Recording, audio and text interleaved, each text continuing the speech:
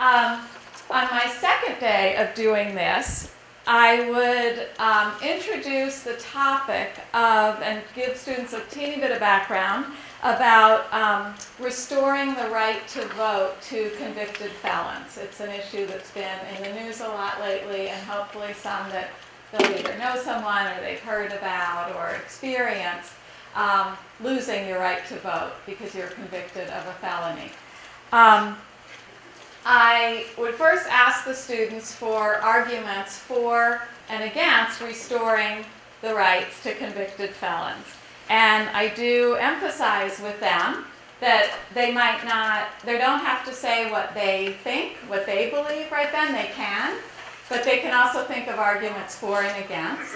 Up on the board, I would have the categories of logos, ethos, and pathos, which we taught the time before. And I would give them Post-it notes and have them write as many arguments for or against restoring the right to vote as they could think of.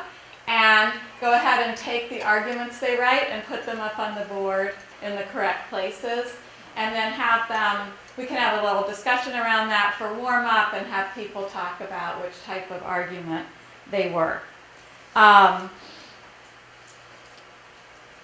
anybody think of an argument a student might come up with? Maybe the first thing they think about of why we should not take away the right to vote from a convicted felon. They did their time for the crime. They did their time, yeah, and you hear that a lot. It's not fair. You hear a lot from the students in the beginning, and they were, very good at coming up with whether it's pathos or logos or ethos in that. So that would start the lesson.